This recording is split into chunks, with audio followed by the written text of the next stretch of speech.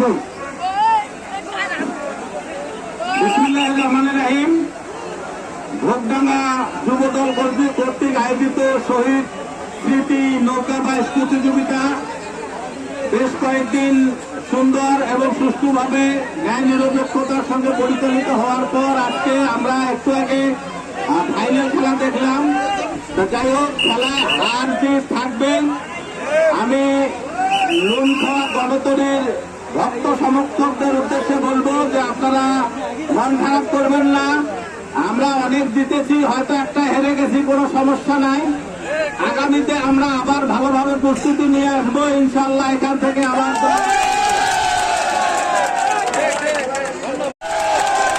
এখানে কমিটি বা কর্তৃপক্ষের কোনো ত্রুটি হয় নাই।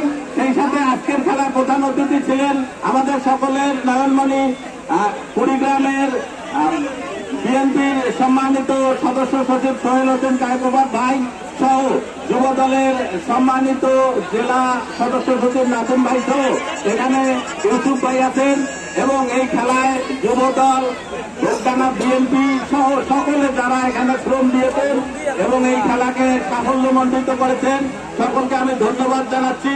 সেই সঙ্গে আমি সকল দর্শকের প্রতি আহ্বান রাখবো, আপনারা নুনখোয়া গণতন্ত্রের জন্য দোয়া করবেন। আগামীতে যেন এর চেয়ে ভালো খেলা আমরা দেখাতে পারি। সবাইকে ধন্যবাদ। ধন্যবাদ গণতন্ত্রের মালিক।